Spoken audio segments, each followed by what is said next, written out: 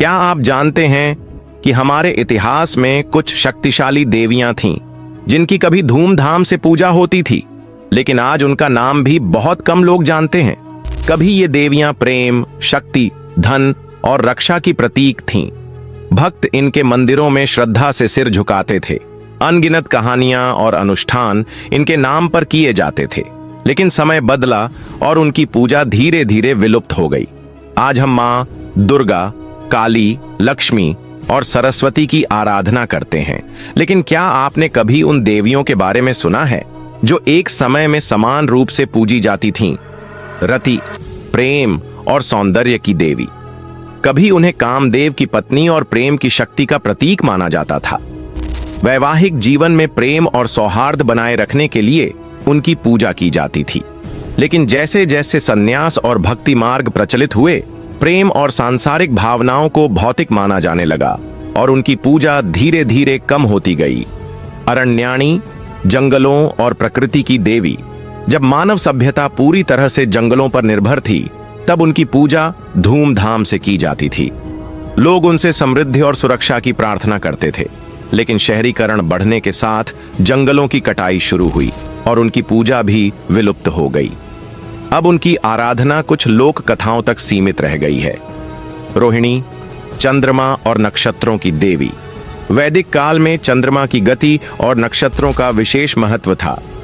लोग शुभता और समृद्धि के लिए रोहिणी की पूजा करते थे, लेकिन समय के साथ ज्योतिषीय मान्यताएं बदल गईं और उनकी पूजा धीरे धीरे लुप्त हो गई। नीति, भाग्य और धर्म की देवी। प्राचीन समय में नीति देवी को सही आचरण और धर्म की संरक्षक माना जाता था। उनके आशीर्वाद को सफलता और सद्गुणों से जोड़ा जाता था, लेकिन जैसे जैसे अंधविश्वास बढ़े और लोग कर्मकांडों में उलझने लगे, उनकी पूजा धीरे धीरे समाप्त हो गई। यमी, यमराज की बहन। रात्रि और आत्मचिंतन की देवी। पुराणों में यमी को जीवन और मृत्यु के बीच संतुलन बनाए रखने वाली शक्ति माना जाता था, लेकिन समय के साथ उनकी पूजा केवल भाई बहन के प्रेम की कहानी तक सीमित रह गई। मानसा देवी, सर्प और विष से रक्षा करने वाली देवी। विशेष रूप से पूर्वी भारत में उनकी पूजा होती थी, जहां सर्पदंश एक आम समस्या थी। नाग पंचमी पर उनका विशेष पूजन किया जाता था, लेकिन आधुनिक चिकित्सा पद्धतियों के आने से यह धार्मिक आस्था कमजोर हो गई और उनकी पूजा धीरे धीरे सिमट गई। शीतला माता, बीमारियों से बचाने वाली देवी। प्राचीन समय में जब चिकित्सा सुविधाएं सीमित थीं, तब महामारी और संक्रामक बीमारियों से बचने के लिए शीतला माता की आराधना की जाती थी, लेकिन चिकित्सा विज्ञान की प्रगति के साथ उनकी पूजा भी धीरे धीरे कम हो गई। वज्रेश्वरी, तंत्र साधना की देवी। प्राचीन तांत्रिक परंपराओं में उनका विशेष स्थान था। उन्हें शक्ति और दिव्य ऊर्जा का अवतार माना जाता था, लेकिन समय के साथ तंत्र साधना को गलत दृष्टि से देखा जाने लगा और उनकी पूजा भी सीमित हो गई। छिन्नमस्ता, आत्म बलिदान और ऊर्जा की देवी। वह स्वयं अपना सिर काटकर रक्त की धाराएं बहाती हैं, जो ऊर्जा और त्याग का प्रतीक है। तांत्रिक साधक उनकी आराधना करते थे, लेकिन उनके भयावह स्वरूप के कारण समाज ने धीरे धीरे उनसे दूरी बना ली। जनवी, गंगा का पुराना स्वरूप। जब गंगा पृथ्वी पर अवतरित हुई, तो एक अर्षि ने उन्हें अपने कमंडल में समाहित कर लिया था। बाद में जब उन्होंने गंगा को मुक्त किया, तब वह जनवी कहलाईं।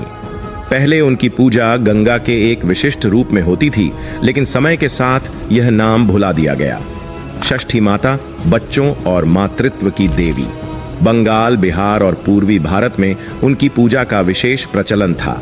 माना जाता था कि वे गर्भवती महिलाओं और नवजात शिशुओं की रक्षा करती हैं, लेकिन आधुनिक चिकित्सा और बदलती जीवन शैली के कारण यह पूजा धीरे धीरे लुप्त हो गई। ज्वाला मालिनी, भयंकर अग्नि की देवी। प्राचीन काल में योद्धा और साधक उनकी पूजा करते थे ताकि वे अजेय बन सकें, लेकिन जैसे जैसे युद्ध की प्रकृति बदली और तांत्रिक साधनाएं विलुप्त हुईं, उनकी पूजा भी लुप्त हो गई। समय के साथ समाज में बड़े बदलाव आए। हमारी आस्था और पूजा पद्धतियां भी बदलीं। पहले जहां विभिन्न शक्तियों और प्रकृति से जुड़ी देवियों की पूजा होती थी, वहीं अब केवल कुछ प्रमुख देवियों की आराधना बची है। कई पुराने मंदिर नष्ट हो गए, कुछ देवियों की मान्यता लोक कथाओं तक सीमित रह गई और कुछ की पूजा नई धार्मिक मान्यताओं में विलीन हो गई। आज हम मुख्य रूप से दुर्गा, लक्ष्मी और काली जैसी प्रमुख देवियों की पूजा करते हैं। लेकिन क्या हमें उन भुला दी गई देवियों के महत्व को फिर से समझने की कोशिश नहीं करनी चाहिए? क्या आपने पहले इन देवियों के बारे में सुना था? क्या आपको लगता है कि हमें इन्हें फिर से पूजना चाहिए?